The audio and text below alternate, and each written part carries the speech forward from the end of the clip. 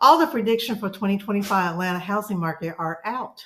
We're reviewing those and give you our takes as well. And then we're going to go over what's happening with mortgage rates. Hint, hint, they're going down. And lastly, we'll break down the rising trend of multi-generational housing. So this is the Maximum One Market Update. My name is Alan Richardson. I'm part of the team. My name's Ming Richardson with Maximum One Team. And so we're here to kind of go over all the comings and goings, the things happening every week.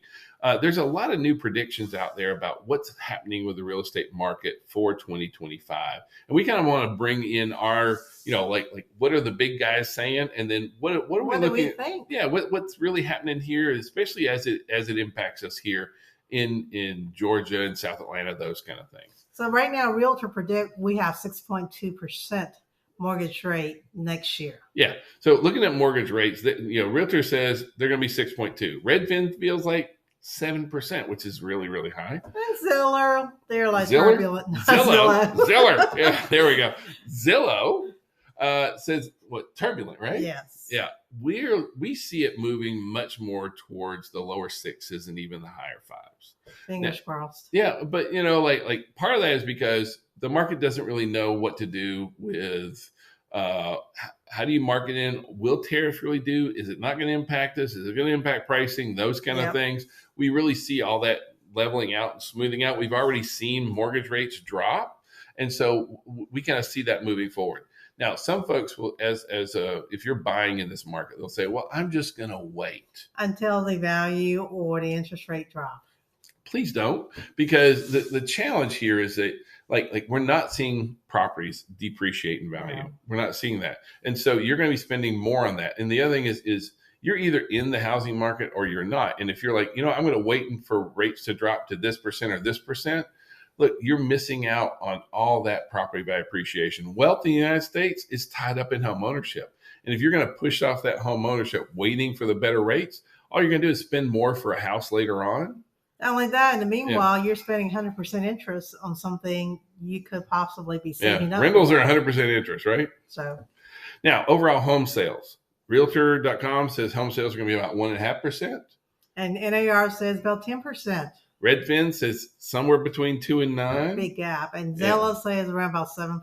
So we believe that overall the number of homes selling next year is really going to be tied into mortgage rates. And we're looking at a 10% growth.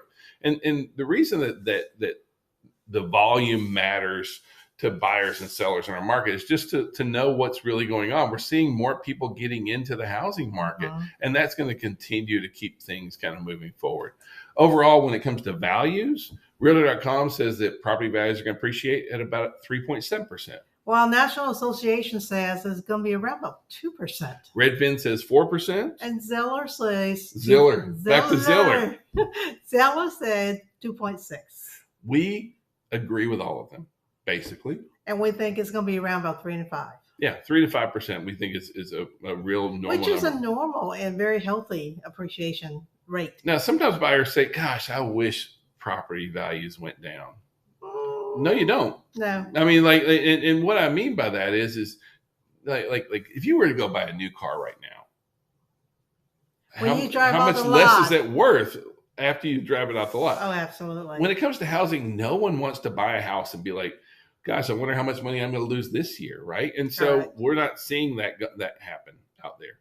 Now, what about inventory? Are more homes coming on the market? So the Realtor.com envisioned that we're going to have increase of 11.7%.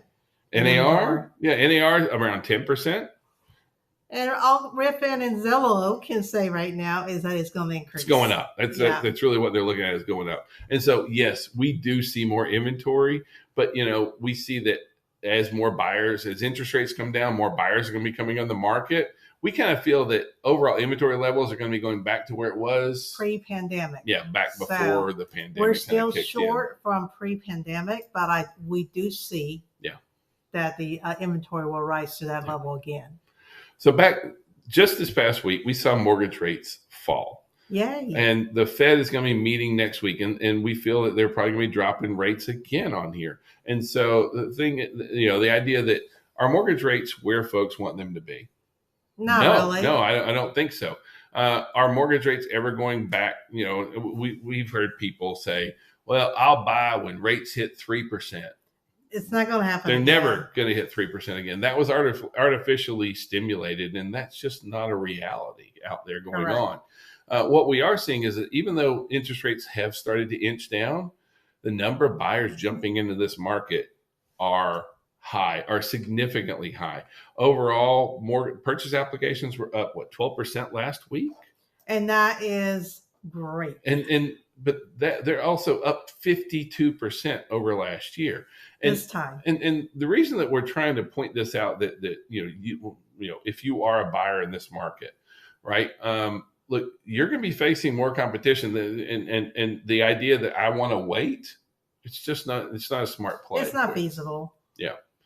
So, but for a lot of our buyers and in general, you may have this idea, this picture in your mind of what does a house look like? Because what a house looks like is so different today than it's ever been. It could be a modular home, a mobile home. It could be a townhome. It can be a condo. Yeah.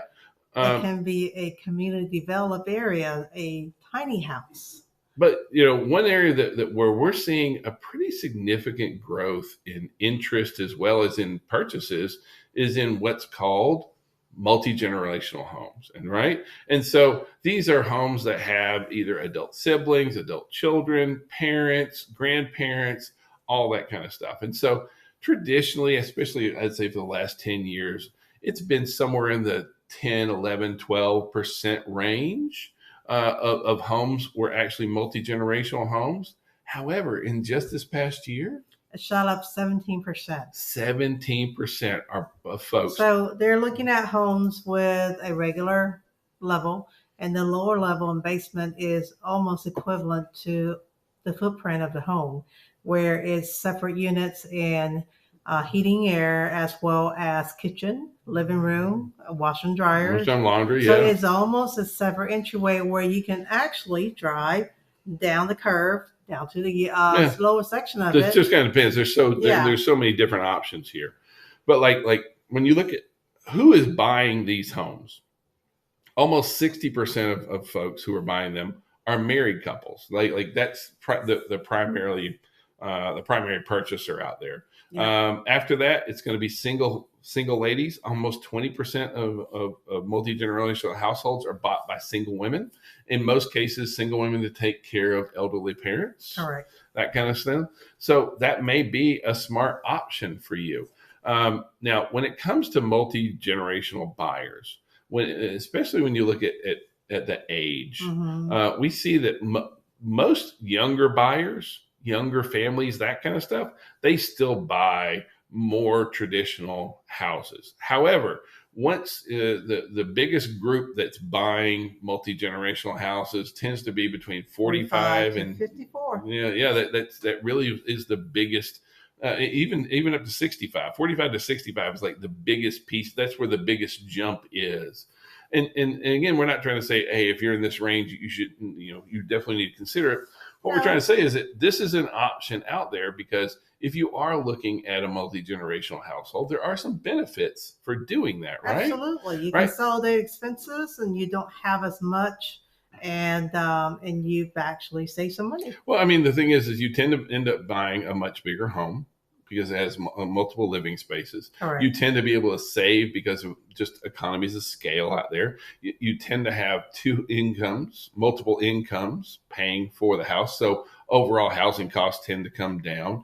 And then just the convenience factor. I'm here for mom. I'm here for dad. They're here to help take care of the grandkids or whatever it may, because there's a lot of scenarios where this really does kind of play out.